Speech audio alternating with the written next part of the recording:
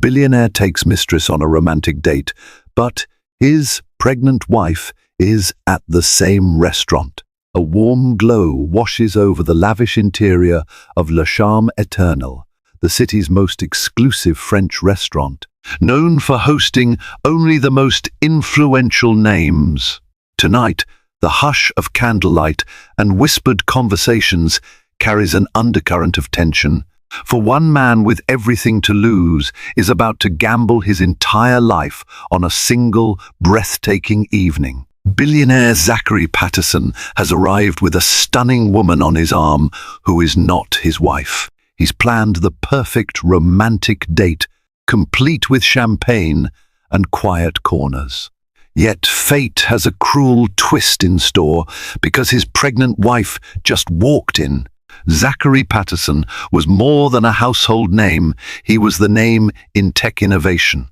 Raised in a modest suburb of Chicago, his meteoric rise to billionaire status fascinated the media, intrigued the business world, and inspired countless entrepreneurs. At 38, he had built a reputation for turning the impossible into reality. Startups soared under his wing, and even failing companies found salvation in his guiding hand. He was a living legend, the man whose very presence at a meeting promised money and miracles. But behind the scenes, Zachary was also a man ensnared by the trappings of his own success. Power, influence, and unyielding ambition had carved him into a figure he didn't always recognize in the mirror. Gone were the days when he could stroll down the street unnoticed. Everywhere he went, the paparazzi lurked, capturing snapshots of his every breath.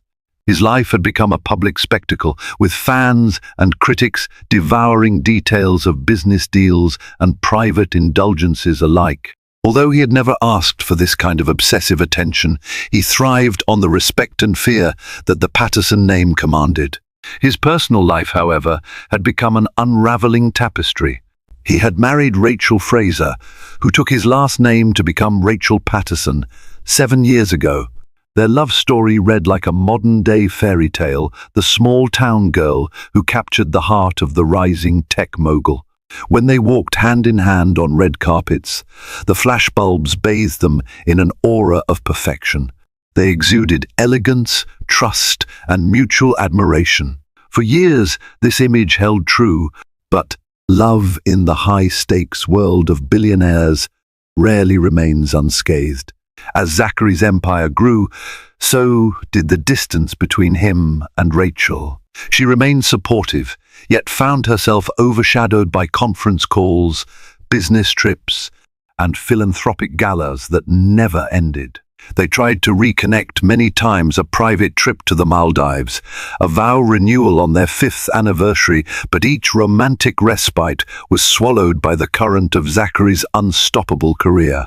For a while, Rachel consoled herself with the knowledge that they would eventually find balance. She had faith that the man she fell in love with was still in there, behind the layers of executive suits and corporate missions. Still, there was a hollowness growing in their mansion, a silent echo that no amount of luxurious furniture or sprawling gardens could fill. Life, ironically, gave them a blessing. Rachel became pregnant. Upon learning the news, Zachary was jubilant momentarily. The child offered a chance to reset, to fill the emptiness with new purpose. Rachel believed that with a baby on the way, Zachary might turn away from work and back toward her. But the pregnancy also brought unspoken pressures. Everyone from investors to board members began to question how fatherhood might reshape Zachary's priorities. Would he become less aggressive, less relentless? And hidden beneath Zachary's excitement flickered a fear. He had no time for fatherhood as he was now. Would he be able to love this child in the way it deserved? It was during this confusing swirl of emotions that he crossed paths with Alice Carter. 28, ambitious and beautiful in a quietly devastating way, Alice worked as an event coordinator for the elite philanthropic circles of Manhattan. She was no gold digger, but she was no saint either.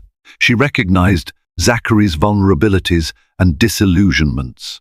Over cocktails at a charity fundraiser, an event ironically intended to raise money for underprivileged children, their gazes locked. Alice was so unlike Rachel. Her confidence was cutting, her conversation fearless, and she wasn't overly impressed by Zachary's wealth.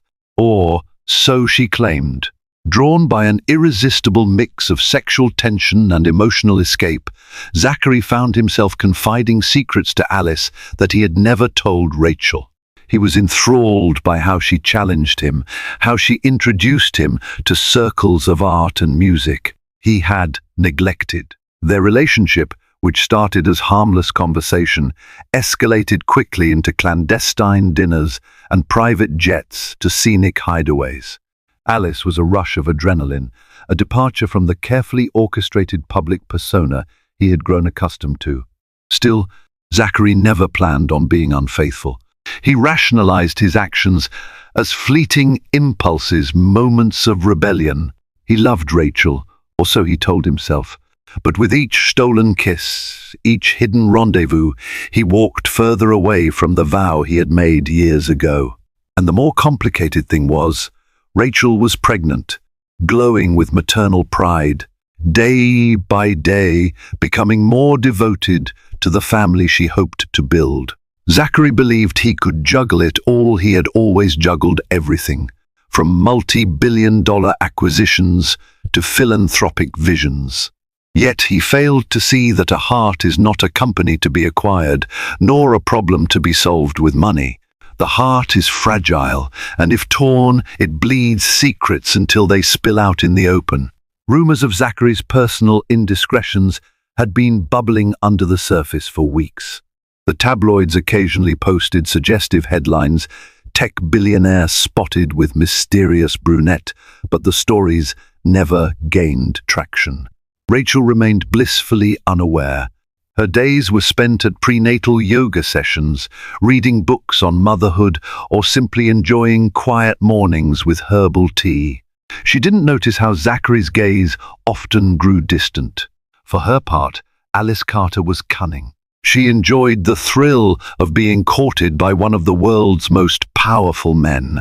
To her, it was more than just a relationship, it was an ascension into a realm of power and influence. She'd only glimpsed from a distance. Yet she suspected that Zachary's real feelings were tethered to responsibility rather than the desire for permanent escape. She knew he couldn't just leave Rachel, not with a baby on the way, but she relished every moment he chose to spend with her over his wife. One evening, Alice teased him. "Why are you hiding me away in suites at the Rosewood Hotel and tucked away table corners? Aren't you a man who takes what he wants?"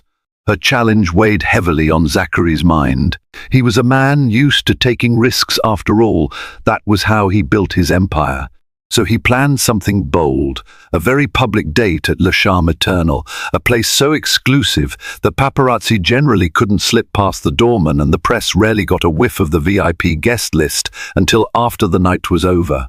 Zachary made the reservation under a different name, Mr. Donovan, a trick he had used before to preserve privacy. He also arranged for a private booth in the restaurant's famed discreet alcove, rumored to have been the site of many hush-hush meetings of politicians and celebrities. He promised Alice a night of gastronomic delight and whispered confessions, a slice of the life that Rachel had once treasured, back when she was the only woman on his arm. That same day, Rachel was meeting her longtime friend Elizabeth Hughes, a renowned fashion designer, for dinner. Elizabeth insisted they dine somewhere special to celebrate Rachel's pregnancy. "Let's go to Le Charme Eternal," Elizabeth said excitedly. "It's one of the few places I've never had a reservation for, but I have a friend who can make it happen." Rachel agreed, unaware of her husband's identical plans. The pieces were in place. The stage was set for a collision of hearts that would reshape their world. Le Charme Eternal was no ordinary restaurant. Its brick exterior gave away little of the opulence concealed within. Upon entering, guests were greeted by marble floors, ornate chandeliers that seemed to drip with crystals, and walls lined with vintage mirrors that reflected candlelit tables. The air carried a faint aroma of truffles, citrus, and aged wine, a testament to the culinary wonders meticulously crafted in its Michelin-starred kitchen. That evening, the place was abuzz with a hushed excitement. Word had slipped that a foreign dignitary might be dining there. Men in tailored suits escorted women in evening gowns through the corridors.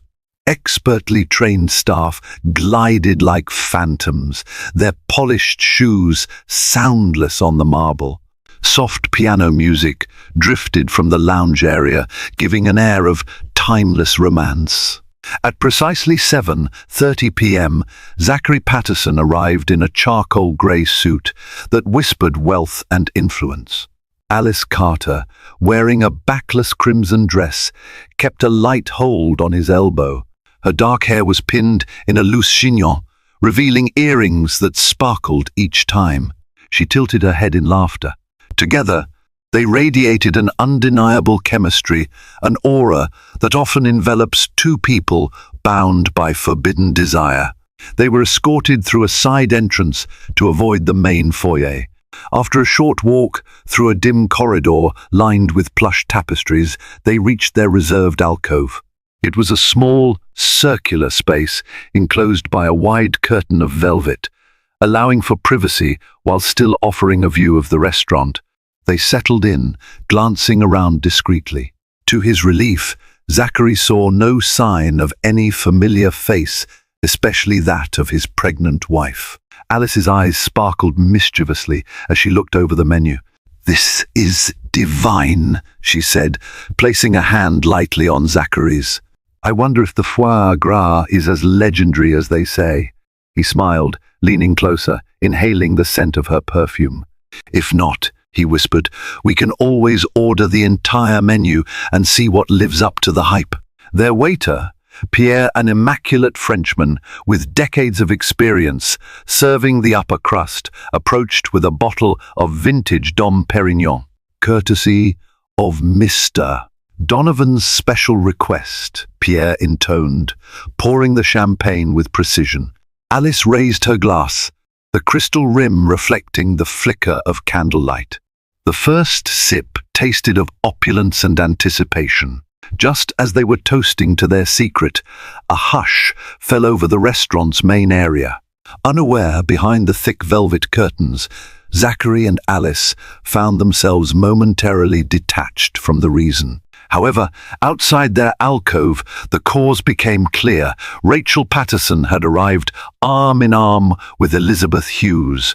The hostess at the front recognized Elizabeth immediately. Her bold, avant-garde fashion style made her a famous face in Manhattan-style scene and guided the two women to a table near the large bay windows. Rachel's baby bump was beginning to show through her emerald silk dress, which Elizabeth had designed especially for her. She felt radiant, albeit a little tired from the day's errands. Still, her spirit lifted at the prospect of a fine meal and time spent with a dear friend. She had no inkling that her husband was just yards away, sharing sweet nothings with another woman. As Rachel and Elizabeth settled in, the latter couldn't help but glance around at the restaurant's lavish decor. Even for a fashion mogul used to high-end experiences, the ambience was spellbinding. She turned to Rachel with a proud smile. "This place is the pinnacle of exclusivity. Only the best for you and your soon-to-be little one." Rachel laughed softly, but her thoughts drifted to Zachary. She wished he were with her, experiencing this celebration of taste and life together. "You know," she began, "Zach's been so busy lately. I can't blame him, but sometimes I think we're turning into strangers." Elizabeth placed a reassuring hand over hers. "That's normal, especially when you're pregnant. Both of you are under so much pressure. There's the board, the media, and your personal changes. Have you tried talking to him about how you feel?" Rachel nodded.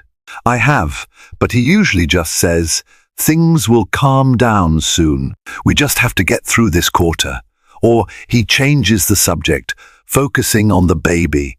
Part of me believes him. Part of me is worried that once the baby's here, he'll be even busier. Elizabeth frowned, but said nothing. She hoped Rachel's worries were unfounded. At the alcove, Zachary and Alice were laughing over a private joke, the remains of an exquisite foie gras dish resting on their plates. Alice leaned in. "I'm not sure about you," she teased, "but I'm still hungry."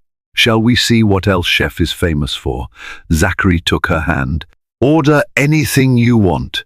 He glanced at his phone briefly, an instinctive check to ensure there were no urgent messages from his staff or from Rachel.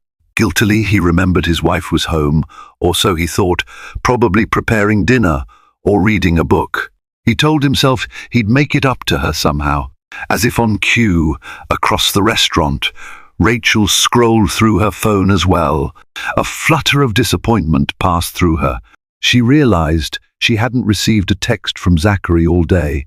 There was a longing in her eyes that Elizabeth couldn't miss.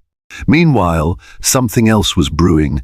A server recognized the powerful face of Zachary Patterson in that private alcove, despite the pseudonym Mr. Donovan.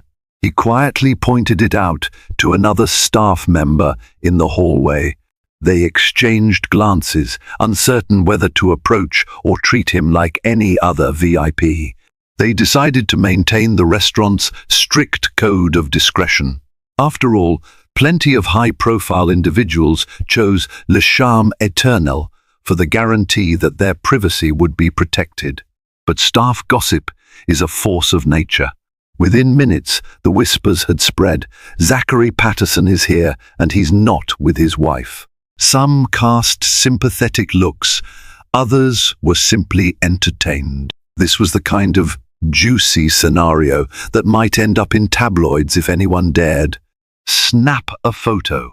But Le Charme Eternel prided itself on a no-camera policy. Still, news traveled, and soon the hostess escorting a new set of guests recognized Rachel Patterson in the dining room. Her eyes widened momentarily, connecting the dots. There was an electric tension in the air, a sense that something monumental was about to happen. Rachel excused herself to the ladies' room. In the corridor, she felt an odd sense of nervousness, as though the mood of the restaurant was tangibly charged. Passing staff members offered polite smiles, tinged with curiosity.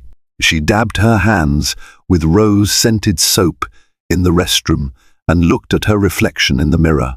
Her pregnancy glow was undeniable, but so was the slight worry line between her eyebrows. On her way back, she caught sight of a man with a striking resemblance to Zachary from behind a tall figure with broad shoulders, impeccably tailored suit, stepping into an alcove. Rachel's heart skipped. It couldn't be him, she thought. Zachary had told her he had a working dinner with some partners at a downtown hotel. She shrugged it off, letting logic overshadow her momentary suspicion. At their table, Elizabeth chatted animatedly with someone on her phone about a last-minute design tweak for an upcoming fashion show. Seeing Rachel's expression, she ended the call quickly. "Everything all right?" she asked. Rachel forced a smile. "Yes, just thought I saw someone. Must be the lighting." Meanwhile, in the alcove, Zachary found himself fighting a rush of guilt. Perhaps it was the hush of the restaurant, or the flicker of an imagined conscience, but a pang in his chest reminded him of what he was risking. He looked at Alice, who radiated seductive confidence. She was everything thrilling, and yet everything dangerous. He'd come this far, there was no turning back in that moment. He tried to ignore the disquiet echoing inside him. Alice noticed his sudden pensive mood. "Second thoughts?" she asked, sipping her champagne. "No," he lied smoothly. "Just stuff at work." She studied his eyes. "You know you don't have to lie to me, Zachary. I understand. You have a wife, a reputation. But you and I, let's not ruin the moment." She placed a comforting hand on his arm. Her words were gentle, yet her tone was laced with an undercurrent of tension. She too was aware that the bubble they inhabited was fragile, threatened by the mere presence of truth. They ordered their main courses delicate fillets of Wagyu beef, drizzled with truffle butter and paired with roasted wild mushrooms. Alice snapped a quick photo of the plated masterpiece with her phone, an impulse she instantly regretted. Zachary frowned. They never documented their moments together for fear of digital footprints. Embarrassed, Alice quickly deleted the picture. But the moment underscored how precariously they balanced their secrecy. The night's real drama began when Elizabeth suggested they explore the restaurant's famed dessert cart up close. "Rachel," she said, "let's walk over there. I hear they have a creme brulee made with imported Tahitian vanilla beans. And you, my dear friend, are definitely in need of something sweet." Rachel agreed, rising from her seat, mindful of the small bulge where new life was growing. The two wandered toward the center of the dining area, where a maitre stood near a rolling cart laden with pastries, fruit tarts, and intricately layered chocolate cakes. At the same time, Zachary decided to stretch his legs, feeling the confines of the alcove pressing in on him. He excused himself from Alice under the pretense of discussing a special item with the chef. He told her, "I want to make this night unforgettable. There's a special amuse-bouche I heard the chef can prepare on request." Alice smiled indulgently. "You're too good to me." He left the alcove, stepping into the softly lit main dining room. Suddenly, his eyes landed on a familiar figure in an emerald silk dress. His breath caught in his throat. The hair, the posture there, was no mistaking it. It was Rachel. She was just a few feet away, engaged in conversation with Elizabeth. Reflexively, Zachary slid behind a tall floral arrangement. His mind buzzed with panic. He had to get back to the alcove before Rachel spotted him. This was the worst possible scenario. He had planned every detail of this night, but fate was no ally. Elizabeth spotted Zachary's reflection in a decorative mirror on the opposite wall. She knew him instantly. Her mouth fell open slightly, the initial shock quickly replaced by anger and confusion. Why would he be hiding behind an arrangement of lilies in the middle of the restaurant when he was supposed to be at a business dinner? And who was he here with? The question sliced through her mind like a blade.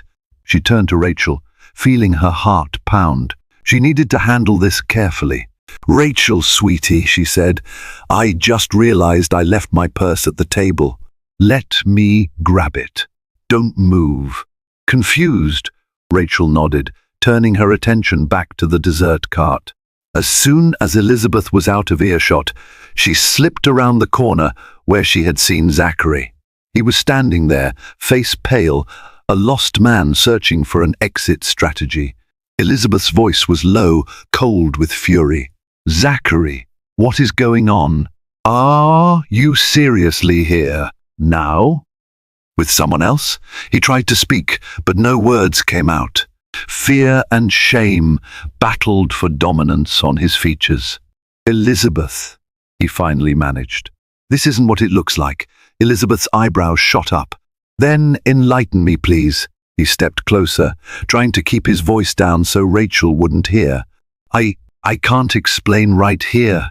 Just, please, let me handle this." Elizabeth took a steadying breath, glancing around to ensure Rachel was still occupied. "If you don't tell her, I will," she whispered, voice shaking with rage. "I'm not going to lie to her. She's my friend, and she's carrying your child." Zachary's eyes pleaded. "Just give me a moment to figure it out. Let me get Alice out of here. Then I'll talk to Rachel myself." Disgust flashed across Elizabeth's face at the mention of the mistress's name. "You'd better act fast," she hissed. She spun on her heel and returned to Rachel's side. Rachel seemed oblivious, pointing at a fruit tart that had caught her eye. But Elizabeth's stomach twisted in knots. certain that in a matter of minutes this entire situation would explode. Zachary slipped back into the alcove. Alice looked up from her phone, noticing his agitation. "What's wrong?" He grabbed his jacket from the back of the chair. "We have to go. Now." She blinked, baffled. "What do you mean? Did something happen with the amuse-bouche?" "No, it's Rachel," he confessed, voice trembling. "She's here." In the main dining room, Alice felt a rush of conflicting emotions, fear, excitement, a twisted sense of validation. "That's unfortunate," she said quietly. Zachary swallowed hard, scanning the corridor. "Let's just leave through the side entrance. I'll sort this out later." Alice rose to her feet. For a brief second, she looked like she might protest. This was her big chance, a public date, and now it was about to end with them slinking away like thieves. But she saw the panic in Zachary's eyes. So she followed him. They started toward the side door, only to find it blocked by a couple of staff members wheeling in new supplies. They had no choice but to cross the main dining area or wait there, risking a run-in with Rachel. Zachary's thoughts spun wildly, trying to devise a plan. Meanwhile, every second felt like a countdown to disaster. Elizabeth guided Rachel back toward their table, urging her to sit. "I have a surprise for you," she lied. "Let me call the waiter so we can place the dessert order." Rachel settled in, a smile playing at her lips. "You're spoiling me tonight, Liz. But you know I love surprises." As Elizabeth stepped away to find the waiter, she saw Zachary and Alice edging toward the side door. It infuriated her to see them together, ready to vanish into the night without facing the consequences. She swiftly made a decision. Perhaps it was out of loyalty, perhaps anger. She intercepted them. Rachel, from her seat, caught a glimpse of a figure that looked alarmingly like Zachary near the side door. She froze, blinking in confusion, her heart accelerating. She rose unsteadily, ignoring the curious stares of other diners. Making her way through the throng, she found Elizabeth, Zachary, and a mysterious woman in a tense confrontation. Zachary turned to see Rachel standing there, her face etched with disbelief and heartbreak. At her side, Elizabeth looked both guilty and fiercely protective. Alice, looking rattled, clutched her purse to her side, wearing a mask of calm she didn't truly feel. For a moment, time seemed to stretch like an elastic band about to snap. The hush of the restaurant was palpable. Patrons who had recognized the players watched with wide eyes. Even the staff hung back, uncertain whether to intervene. Finally, Rachel broke the silence, her voice trembling with a mixture of shock and rising anger. "Zach, what are you doing here?" Zachary swallowed, tried to speak, but the gravity of the moment crushed his words. He was caught. There was no careful explanation, no brand of damage control that could salvage this in an elegant way. All the cunning he'd used in business negotiations, all the charm that had opened doors, none of it could rescue him from the raw, personal betrayal he'd orchestrated. Rachel looked at Alice, then back at Zachary. "Answer me," she demanded, tears brimming in her eyes. "What is going on?" Alice cleared her throat, stepping forward in a bold move. "Rachel, I'm sorry. We should talk about this. You should say nothing." Elizabeth cut her off, stepping between Alice and Rachel. "Rachel deserves the truth from him." Zachary reached out as though to console his wife, but she recoiled, stepping back and cradling her arms protectively around her belly. "Don't touch me," she whispered, tears now streaming down her cheeks. "Don't come near me." He stood there, feeling more helpless than he ever had in his life. "Rachel, please," he managed. "I'm sorry." "Sorry for what?" she challenged. "For cheating on me? For risking everything we built? For doing this while I'm pregnant with your child?" The tension boiled over, and the entire restaurant seemed to hold its breath. Elizabeth gently guided Rachel away from the center of attention, but Rachel resisted, glaring at Zachary. "Don't follow me," she warned him, voice trembling. "I need to get out of here." As she turned away, a wave of dizziness swept over her. Before Elizabeth could support her, Rachel staggered slightly, her face going pale. She pressed a hand against her stomach. Alarmed, Elizabeth helped her upright. The shock and emotional toll of the confrontation had taken its toll on Rachel physically. "Let's get you some air," Elizabeth murmured, guiding her toward the exit. A pair of waiters rushed to assist, ushering them outside to a waiting car. All the while, Zachary stood frozen, powerless to do anything but watch the woman he had sworn to cherish slip out of his reach. Behind him, Alice lingered awkwardly. Disapproval emanated from every corner of the restaurant. She suddenly felt very alone in the place she had entered so triumphantly. Zachary and Alice glanced at each other, and in that moment, any illusion of romance or excitement between them crumbled. Guilt, shame, fear, it was all there, plain as day. Together, they hastened to leave through the side door, though they were hardly together anymore. The ambience of intimacy they had once shared was replaced by the cold hush of scandal. Rachel spent the next hours at Elizabeth's apartment, lying on a chaise with a cool cloth over her forehead, tears flowing freely. In those moments, her whole world felt as though it had gone dark. The man she loved, the father of her unborn child, had betrayed her in the most unimaginable way. She felt waves of anger, sadness, and an aching sense of loss. Elizabeth hovered protectively, offering tissues, water, and quiet reassurance. "You need to calm down for your baby's sake," she pleaded softly. Rachel looked away, swallowing her sobs. "How can I stay calm?" she asked, voice breaking. "Everything I thought I knew is gone."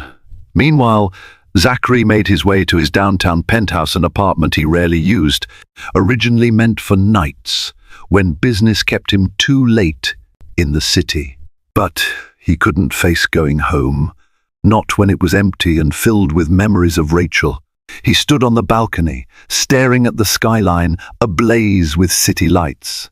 He was hollowed out by regret, replaying the scene at the restaurant over and over, haunted by the look in Rachel's eyes.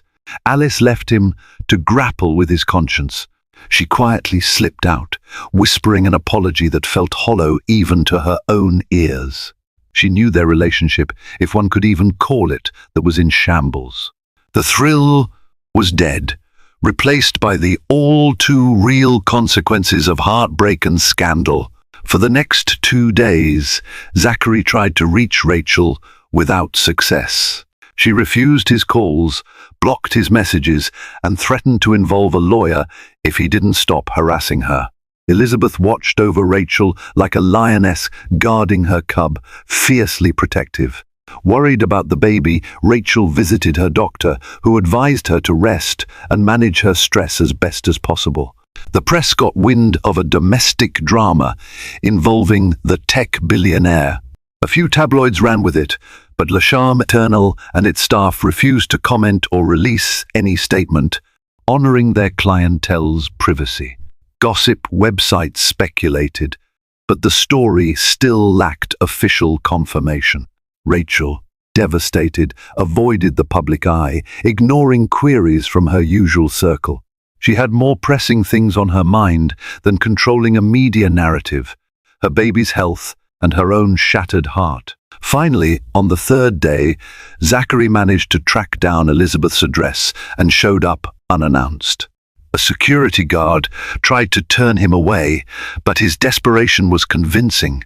Elizabeth appeared at the door. "I'll give you 5 minutes," she said coldly, stepping outside to speak with him in the hallway. "Rachel doesn't want to see you." He looked disheveled, circles under his eyes, a haunted expression on his face. "Please," he said, voice cracking. "I just need to know she's okay. And the baby, are they okay?" Elizabeth's resolve softened slightly. "She's been to the doctor. Physically, she's fine, though under severe stress. You can't see her.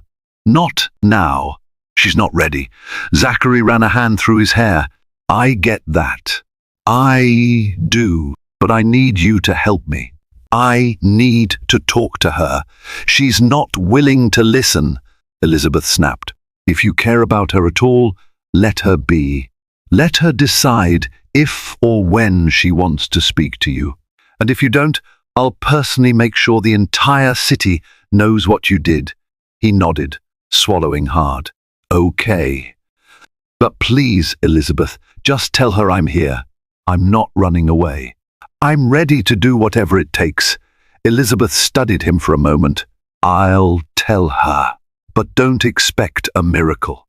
You broke her heart, Zachary. His chest tightened. I know, he whispered. Days turned into weeks. Rachel remained at Elizabeth's, ignoring the outside world. Her phone rang incessantly with calls from family, from media, from the curious, but she refused them all.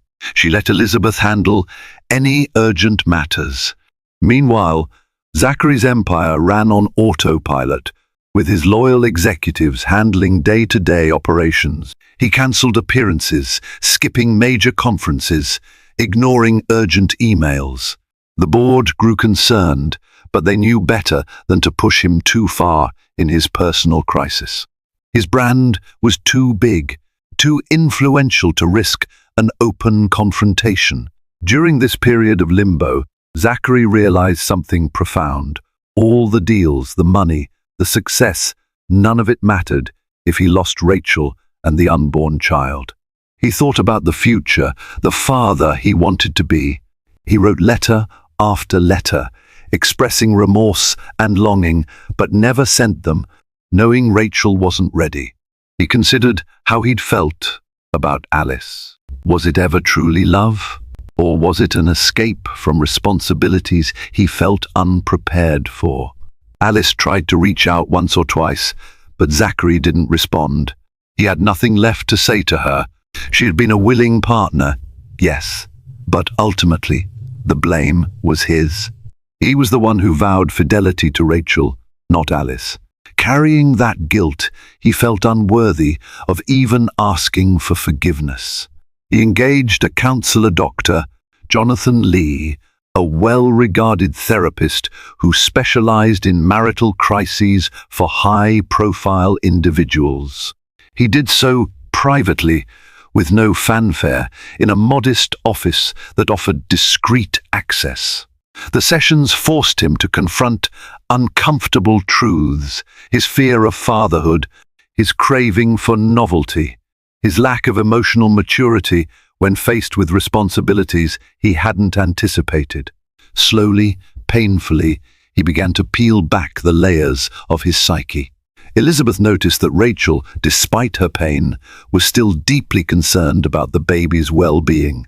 She also noted the occasional flicker in Rachel's eyes when she mentioned Zachary's name.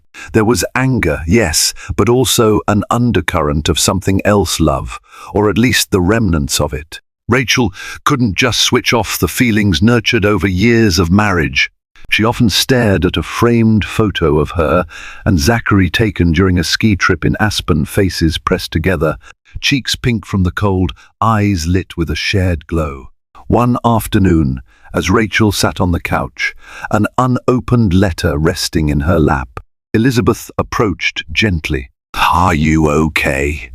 Rachel sighed, running her fingers over the envelope. "He's been sending these letters," she said softly. "I haven't opened them, but I don't know. Part of me wants to see what he has to say." Elizabeth sat down beside her. "It's okay to look. Reading his words doesn't mean you're forgiving him yet. It's just opening a window." With trembling hands, Rachel tore open the envelope. Zachary's handwriting sprawled across the page in nervous loops. She read in silence, "Rachel, I have no right to ask for your forgiveness, but I want you to know. I'm committed to facing this head-on. I'm in therapy, trying to understand why I risked everything we built. I can't undo the hurt I've caused, but I want to be there for you, and for our child in any capacity you'll allow. I love you, in a way that I realize I should have fought to protect. Please let me show you that I can change." Tears welled again in Rachel's eyes, but this time They weren't solely from betrayal or rage. They were from the flicker of hope that something maybe not now, maybe not soon, but someday could be salvaged. Her emotions were a tangled mess, but she realized that if she wanted closure or a future of any kind, she had to face him at some point. 2 weeks after the night of betrayal, Rachel agreed to meet Zachary at Dr. Ly's counseling office, Neutral Ground. Elizabeth accompanied her for moral support, waiting in the lobby while Rachel went in. Zachary stood as she entered, his face drawn and heavy with sorrow.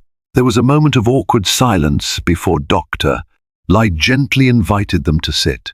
"Thank you for coming," Zachary said, voice trembling. Rachel's gaze flickered between him and the floor. "I'm here for one reason, our child. We have to decide what happens next. I can't be in limbo forever, Doctor." Ly guided the conversation, ensuring it didn't devolve into accusations or screaming. Zachary admitted his failings, telling Rachel about his fears and insecurities. He recounted how he had used Alice as a crutch, an ill-advised escape. He emphasized that his love for Rachel was real, that he was committed to therapy for the long haul. Rachel listened, tears surfacing at times. She voiced her own pain, not sparing the details of how deep the betrayal cut. She also acknowledged that part of her still loved him.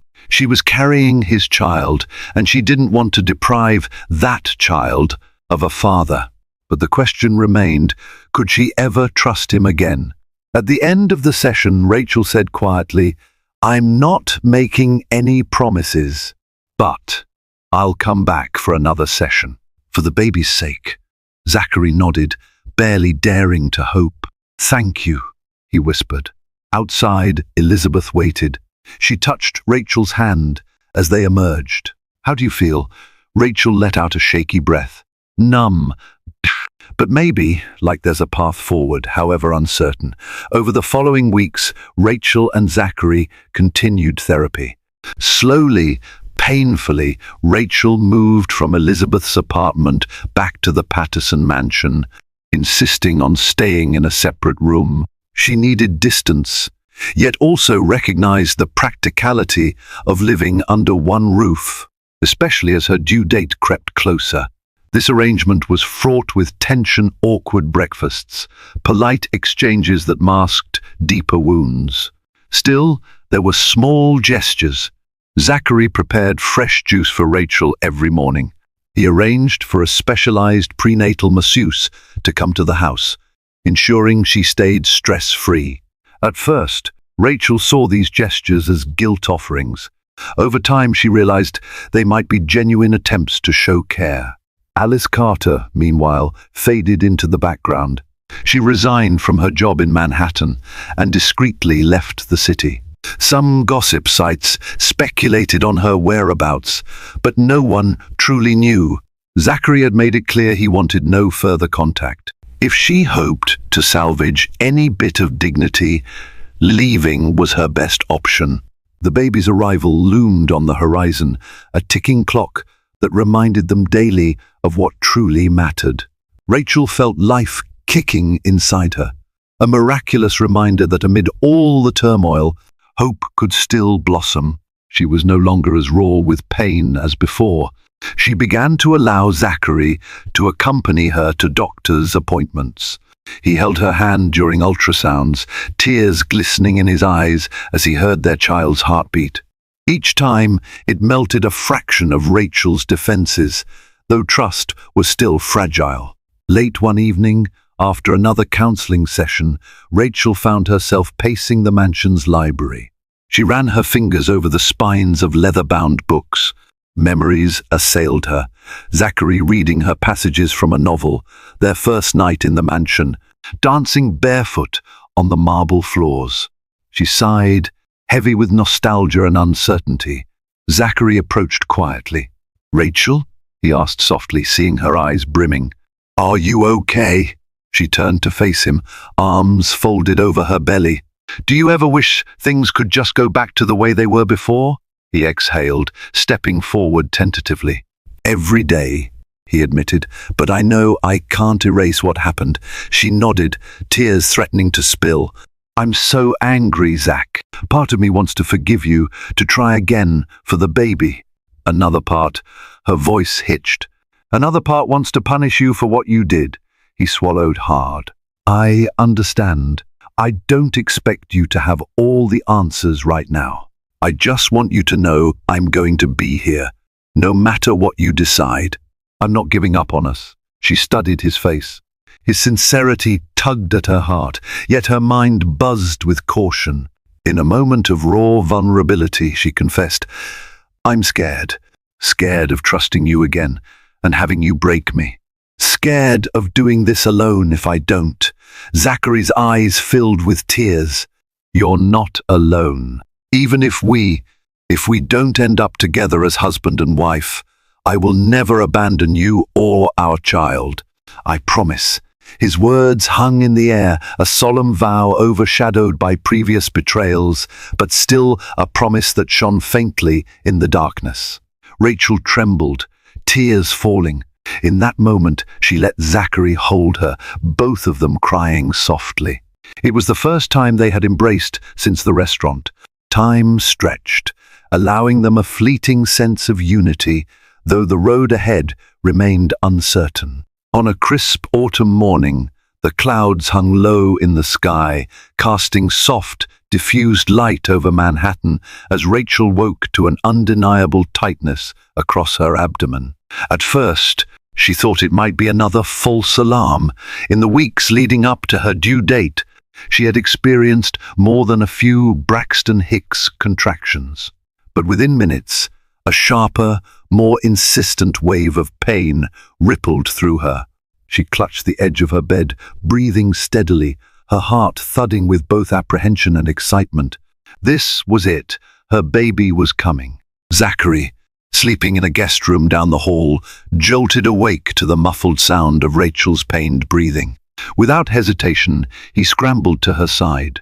One look at her face, taut with urgency, told him everything he needed to know. The nightgown clung to her, damp with perspiration, and she gasped out a single phrase, "It's time." In that instant, all their unspoken tension dissolved into a single shared goal, bringing their child safely into the world. They made a panicked, yet well-orchestrated rush to Manhattan General, pulling up to the private wing set aside for high-profile patients. Elizabeth was already there, courtesy of a text Zachary had sent during the frantic drive. The sterile brightness of the hospital corridor contrasted sharply with the swirl of emotion inside all of them. Despite the months of pain and mistrust, Rachel allowed Zachary to hold her hand, every contraction a stark reminder that they were in this together. Time blurred as the hours of labor stretched on one contraction, merging into the next. Nurse after nurse coming in to check dilation and vital signs. The rhythmic beeping of medical monitors clashed with the occasional lullaby music that drifted from the maternity ward's overhead speakers. Rachel clenched her teeth, tears welling up from the sheer intensity of the pain. Zachary stood by her side, gently wiping sweat from her brow, whispering words of encouragement. He felt an odd mix of awe and helplessness, grappling with the profound responsibility that came with fatherhood. Elizabeth paced the waiting area, popping in every so often to offer supportive smiles or bring Rachel ice chips. The tension between the soon-to-be parents was overshadowed by the enormity of what was happening. Doctors conferred in hushed tones, scanning the fetal monitor. A flicker of concern crossed one resident's face when the baby's heartbeat dipped momentarily, sending a spike of fear through both Rachel and Zachary. But the attending physician quickly reassured them, calmly making adjustments to ensure the baby's safety. Late into the night, after nearly 14 hours of labor, the final stage arrived in a crescendo of urgency. Nurses guided Rachel to push through each contraction. Her face glistened with tears and sweat, every muscle trembling. Zachary's throat felt tight, his eyes misting over as he supported her back and tried to steady her breathing. For a split second, both of them locked eyes, despite the bitterness of the past months. They recognized in each other a partner for this pivotal moment. Then, at the break of dawn, a strong cry split the hush of the delivery room. Their baby boy entered the world, his wails echoing like a triumphant announcement. Rachel collapsed back against the pillows, tears streaming down her cheeks, relief and overwhelming joy flooding her in equal measure. Zachary stood, spellbound, as the doctor placed the tiny, wriggling bundle into Rachel's arms. The baby's eyes screwed shut, his pink face contorted in protest at this new, bright world. In that first moment of holding him, Rachel felt a rush of fierce love that eclipsed every betrayal, every regret, and every lingering doubt. Zachary reached out with trembling hands to stroke the baby's delicate fingers. The little hand latched onto his thumb, as if refusing to let go. It was a gesture so simple, yet so profound, that it shattered Zachary's composure. Tears slid down his cheeks, and he leaned in to press a soft kiss to the baby's forehead. For those precious seconds, the weight of the past fell away. There was no affair, no heartbreak, just the miracle of new life. The doctors and nurses busied themselves with postnatal checks, cleaning and weighing the baby, while the proud parents watched, bleary-eyed with exhaustion and awe. Elizabeth slipped into the room, tears glistening on her lashes, to witness the tiny miracle. She placed a comforting hand on Rachel's shoulder, and for once, her usual guarded expression softened completely. Over the next few days, the hospital room became a cocoon of warmth and renewal, the faint scent of antiseptic and baby powder mingling in the air. Nurses taught Rachel how to nurse, carefully guiding her through the basics of swaddling. Zachary became the self-appointed diaper changer, fumbling at first but determined to get it right. In those close-knit hospital moments, the emotional armor they'd both worn for months began to dissolve. Instead, they functioned as a team, parents, united by the singular, urgent love for their son. Elizabeth visited often, arms laden with flowers and plush toys. She teared up each time she watched Rachel and the baby nuzzling each other, a tender, silent reassurance that somewhere beneath the rubble of betrayal, hope still lived. Friends and family sent messages of congratulations, although many of them tiptoed around the unspoken drama, uncertain whether to celebrate fully or to tread lightly. When it was time to leave, a flurry of gratitude and nerves punctuated the day. Rachel and Zachary buckled the baby into his car seat with painstaking care, hearts pounding at the responsibility of taking him home. Their mansion loomed large in the distance, once a fortress of isolation. It now stood ready to welcome a new life. As the three of them pulled away from the hospital, golden sunlight pierced through the buildings, illuminating the car interior like a silent benediction.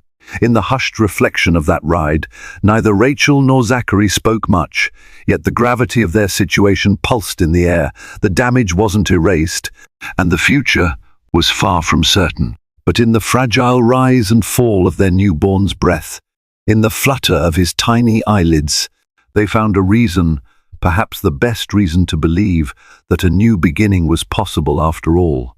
Weeks after bringing the baby home, the Patterson mansion felt different, quieter, yet brimming with the daily symphony of a newborn's needs. Zachary and Rachel navigated late-night feedings, diaper changes, and colic episodes. There were moments of shared laughter when the baby's expressions amused them, moments of exhaustion when one or both of them felt overwhelmed. Therapy sessions continued, now focusing on co-parenting. Dr. Lee encouraged them to maintain open communication. Trust didn't rebuild overnight, but Zachary was consistent in his devotion to Rachel and the baby, taking paternity leave from his corporate duties to be there fully. Slowly, Rachel found herself warming to Zachary again, seeing in him the devoted father she had once hoped for. His transformation seemed genuine, not a fleeting act. He was humbler, more present, listening to her needs rather than dismissing them for business calls. As the baby grew, so did the fragile bonds between them. Still, they had a choice to make. Would they remain married or take separate paths and co-parent amicably?